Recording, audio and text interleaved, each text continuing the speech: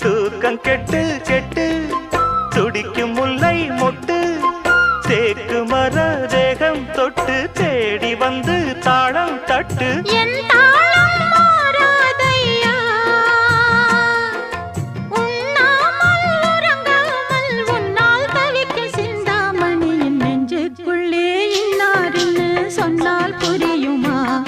அது கொஞ்சி கொஞ்சி பேசுறது கண்ணில்